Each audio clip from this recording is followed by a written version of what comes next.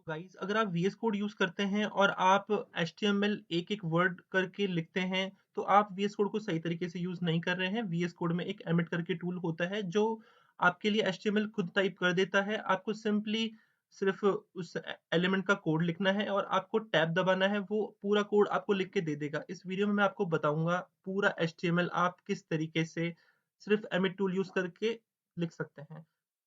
Guys ये video multiple parts में हो सकता है तो प्लीज़ मेरे चैनल को सब्सक्राइब करिएगा एंड सारे पार्ट्स देखिएगा। तो चलिए शुरू करते हैं।